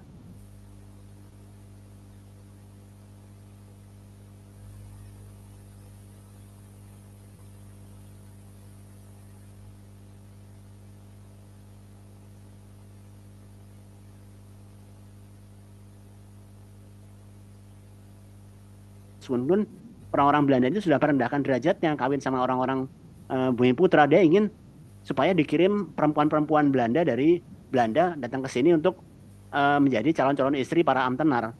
Tapi kan biayanya kan jauh kan, mahal kan, jaraknya jauh, dan Anda harus ingat dulu belum ada kapal terbang yang secepat sekarang ya. Adanya kapal layar, dan itu bisa setahun 2 tahun sendiri kalau berlayar dari sini ke Belanda atau kebalikannya itu.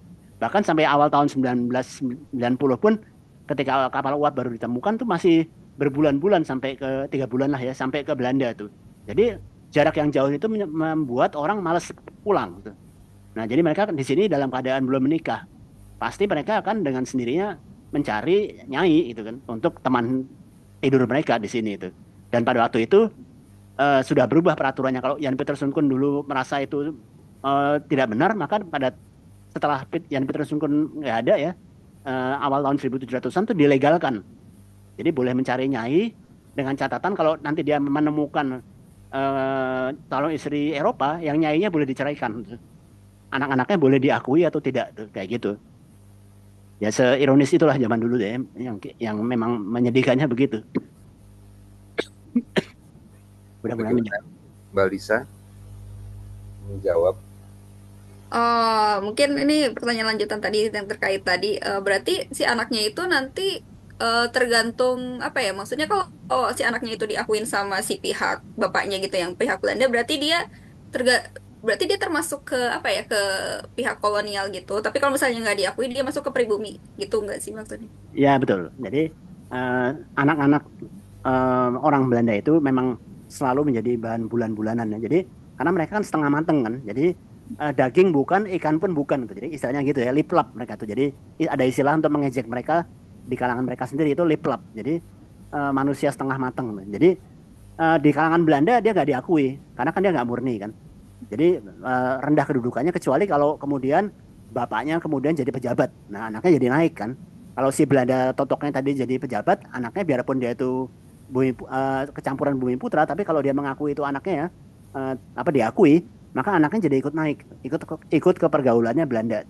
Tapi kalau si suami Belanda ini menolak, jadi ketika dia menemukan cewek Belanda, kemudian menikah, kemudian nyainya dibuang begitu saja bersama anak-anaknya, ya sudah, tamat riwayatnya nyai itu dan anak-anaknya itu. Anak-anaknya menjadi lontang-lantung, nggak jelas. Dan sering jadi kriminal ya, karena mereka nggak diurus tuh. Jadi biasanya itu anak-anak tentara ya. Jadi tentara Belanda tuh sering gitu kan, mencari nyai, kemudian mereka perang, ada anaknya dilupakan. Anak-anaknya itu nggak tahu di mana itu. Nah itu makanya dulu Belanda mendirikan suatu lembaga untuk mengurus anak-anak ini tuh, anak-anak terlantar ini, karena mereka juga malu kan. Secara tampilan mereka bukan orang Indonesia kan. Mereka hidungnya mancung, kulitnya lebih terang. Tapi kok hidupnya gelandangan begitu. Nah Belanda juga nggak mau kan dijelek-jelekin. Jadi mereka membuat suatu lembaga tuh untuk menampung orang-orang yang hasil dari pernikahan nggak jelas ini, biasanya diangkut oleh ke gereja, biasanya diakui sebagai, didanai oleh gereja, mereka dididik untuk menjadi minimal punya pengetahuan membaca dan menulis, kira-kira gitu ya. Oke, cukup menjawab. Makasih Pak Banu. Ya. Nah ini Pak Banu, ini saya jadi penasaran juga nih, dari tadi Mbak Salma dan Mbak Lisa ngomong soal racun untuk tuan ya. Jadi saya tanya juga ke Pak Banu, ini pada akhir cerita cerpen tersebut kepada Regi Bay Jakarta 25 November 2010 Pak. Ini ada seolah-olah Pak Banu itu nyolek Pak Regi Bay. Apakah betul ini Pak Regi Bay yang bukunya ini Pak? Betul sekali, betul Betul sekali. Ya? Iya. Nah, hubungannya dengan Nyai. Nah itu bagaimana? Apakah Pak Banu sebelum menulis sudah kenal dengan Pak Regi atau bagaimana, atau istilahnya turut prihatin dengan kondisi Regi Bay dan teman-temannya di sana? Gimana Pak Banu? Iya, jadi waktu itu saya kan buku Regi itu muncul duluan ya. Jadi saya lupa tahun berapa itu sudah beredar di sini oleh komunitas bambu ya, kalau nggak salah tuh ya, komunitas bambu. Ya. Nah, saya tertarik membaca cerita Nyai itu karena sebelumnya saya membaca cerpen-cerpen Nyai. Sementara yang ditulis sama Regi Bay itu kan adalah Nyai yang sebenarnya. Jadi yang benar-benar ada ceritanya. Kalau sebelumnya saya membaca cerpen-cerpen tentang Nyai, ini Nyai yang benerannya itu ceritanya di situ. Nasib-nasib para Nyai di situ tuh. Nah, saya jadi suka kan. Jadi saya mencoba kontak, tapi waktu itu nggak ketemu gimana cara kontaknya tuh. Saya tanya ke komunitas bambu waktu itu nggak, saya belum kenal sama komunitas bambu, jadi susah ya waktu itu ya. Kebetulan tahun 2015 saya dapat kesempatan untuk pergi ke Tong Tong Fair di Belanda ya, untuk bicara tentang semua untuk Hindia ini tuh. Karena waktu itu dianggap sebagai buku yang aneh ya. Jadi orang Indonesia tapi kalau ngomongin Belanda tuh dari segi Belanda. Jadi oleh Belanda saya disponsori untuk bicara tentang itu, tentang yang sekarang kita bicarakan ini ya, itu di Tong Tong Fair itu, di festival Tong Tong Fair. Nah disitulah saya ketemu dengan Regi Bay karena kita satu panggung ya.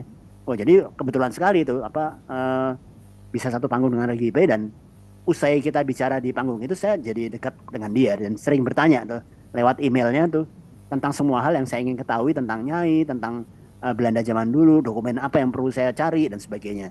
Nah, dia menjadi salah satu sumber narasumber saya untuk hal-hal seperti itu. Di samping teman-teman saya yang lain. Kira-kira seperti itu ya. Oh iya. Ya.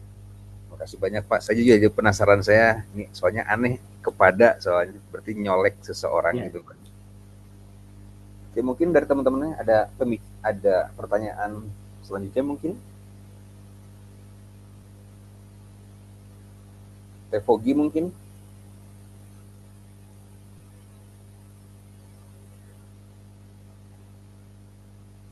Baik, mungkin ini saya mau bertanya Pak mengenai ini Pak. Dari 13 cerpen di buku Semua untuk Hindia, kira-kira yang paling jagoan Pak Banu yang mana Pak ya? Mungkin bukan jagoan ya, tapi yang membekas ya. Oh iya. Itu tadi itu. Jadi yang pertama Mawardika Hal Macan ya. Karena itu adalah tulisan pertama saya tentang zaman kolonial ya. Kemudian tentunya Semua untuk Hindia ya, karena itu yang kedua saya tulis setelah Mawardika Hal Macan. Jadi dua cerpen itu. Kebetulan dua-duanya dulu ada Anugerah Pena Kencana ya, sekarang udah nggak ada lagi. Nah itu dua-duanya masuk ke Anugerah Pena Kencana di tahun yang tidak terpaut begitu jauh ya. Dua cerpen itu. Jadi itu selalu membekas di saya tuh, dua cerpen itu. Ya, baik. Ada lagi mungkin dari teman-teman yang mau bertanya? Mumpung Pak Banunya ada bersama kita. Saya mau share deh ya. Saya mau share. Jadi saya waktu itu pernah memutar potongan dua film ya. Pasukan Berani Mati dan Sugio ya. Apakah sudah pernah nonton dua-duanya? Pasukan Berani Mati dan Sugio ya. Nah, di Pasukan Berani Mati itu kan digambarkan seperti yang ada di kepala kita umumnya ya gitu ya. Jadi Belanda itu harus ditembakin tuh ya. Perang frontal, fisik segala macam tuh. Kemudian ada juga adegan ketika tentara Indonesia tuh bapaknya ditangkap tuh. Jadi salah satu tentara perempuan tertangkap, dia tidak mengaku ya, disetrum, disiksa tuh nggak mengaku, tapi dia nangkep bapaknya, seorang haji itu. Kemudian haji itu kukunya dipreteli satu-satu. Nah jadi si cewek ini akhirnya mengaku tuh, markas kami di sini kayak gitu tuh ya. Nah Itu saya putar itu, kemudian saya putar lagi yang Sugia. Di film Sugia itu digambarkan si Belandanya itu, si wartawan Belanda itu pacaran dengan si tokoh Indonesia itu ya, yang si suster Indonesianya itu tuh. Mereka naik motor bareng-bareng tuh, menyanyikan lagu apa anggrek mulai tumbuh itu ya segala macam itu ya. Nah saya tanya ke audiens tuh, kalau menurut Anda yang benar yang mana filmnya? Tentang Belanda itu yang mana? Hampir 99% tuh menunjuk yang Laskar apa yang pasukan Dani mati. Itu Belanda itu kayak gitu, harus jahat kayak gitu. Ini Belanda kayak gini ini kayaknya cuma dongeng deh kayak itu. Nah, itu yang kemudian juga membuat saya semakin ingin menjelaskan pada orang bahwa nggak semuanya seperti itu tuh ya. Jadi sekali lagi kita harus melihatnya secara fair gitu ya. Jadi di tempat-tempat tertentu ada Belanda jahat, Belanda nggak bertanggung jawab, menyiksa tuh. Tapi tentunya ada juga Belanda-Belanda yang baik. Sama dengan orang Indonesia juga gitu. Yang hidup di tahun-tahun itu ada Indonesia jahat, rampok, mengaku laskar tapi laskar kemerdekaan, tapi ternyata hobinya masuk keluar masuk ke rumah penduduk, memperkosa anak-anak gadis di situ, terus balik lagi seolah dia bagian dari tentara Republik gitu ya. Uh, tapi ada juga tentara Indonesia yang baik gitu ya. Nah itu tentunya semua itu ada, ramuan itu ada di zaman itu ya, karena memang zaman itu ya sama seperti sekarang ini tuh, ada orang baik dan orang jahat. Itulah yang saya ingin sampaikan ya kira-kira ya.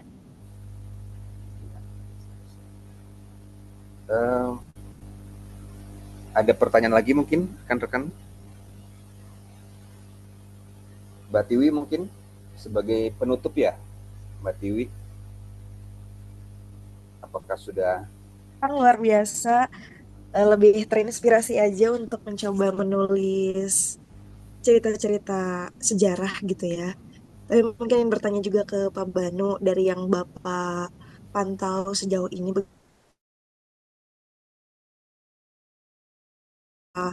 ini ya, seberapa banyak buku novel sejarah banyak yang kurang pas gitu.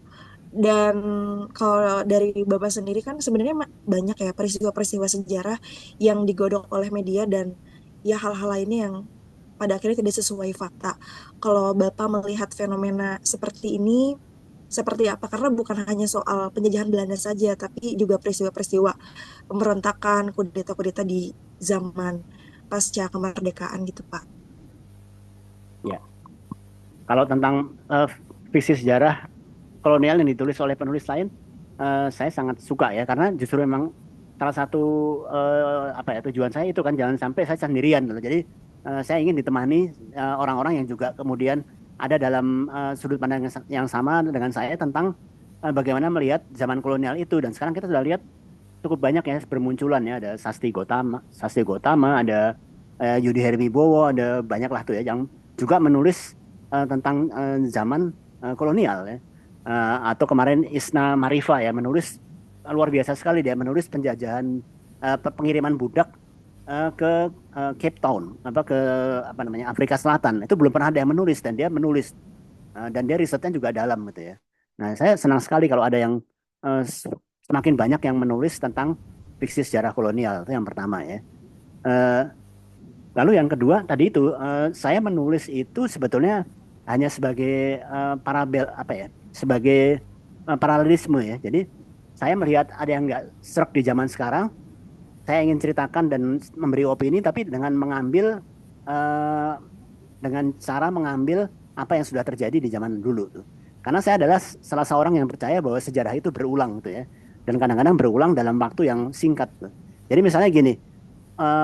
Tahun 2017 dulu kita pernah diramaikan dengan fenomena bumi datar ya.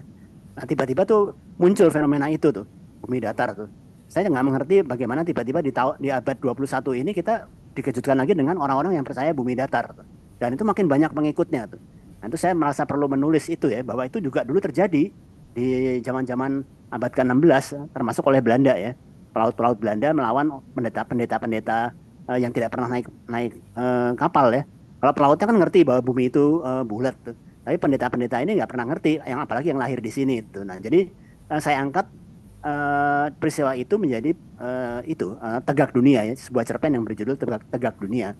Sebenarnya itu adalah unek-unek saya untuk menceritakan atau membuat opini tentang kok ya ada ya orang yang masih percaya tentang bumi datar ya di zaman sekarang ini.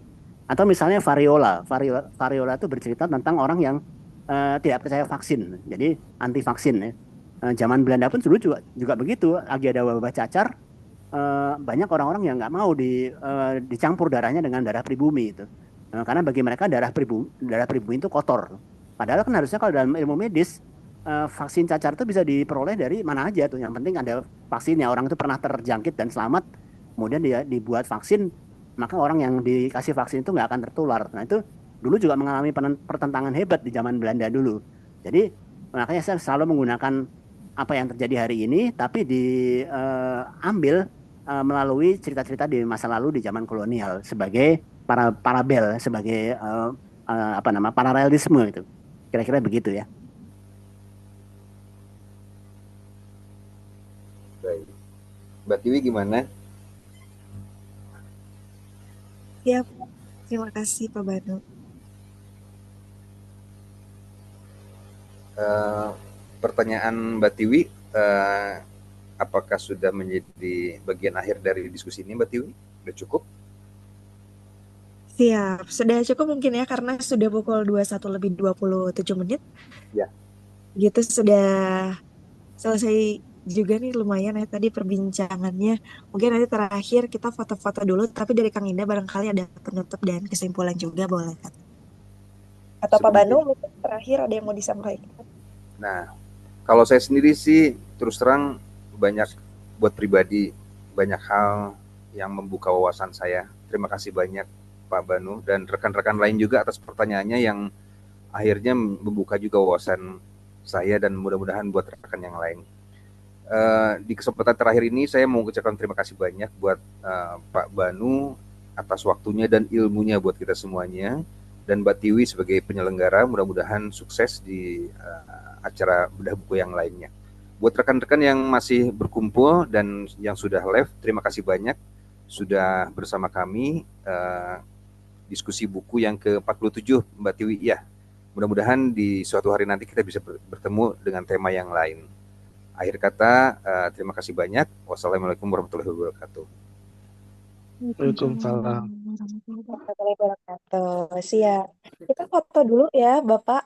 Kita foto dulu mungkin ya. Dan teman-teman, boleh banget untuk yang mau open cam. Boleh. Kita coba foto 1, 2. Sebentar ya. Oke. Di slide berikutnya boleh untuk gaya yang lainnya boleh sekali lagi ya kita foto ya. 1, 2. Siap. Terima kasih banyak teman-teman. Terima kasih semuanya. Terima kasih banyak. Sama-sama. Terima kasih banyak Ya. Pak Banu, Terima Kang kasih Indra, Teh semuanya. Tiwi. Sama-sama. Terima kasih banyak Pak Banu, Mas Indra, dan Kak Tiwi atas ilmunya. Siap. Jangan lupa juga ya minggu depan kita masih ada diskusi teman-teman.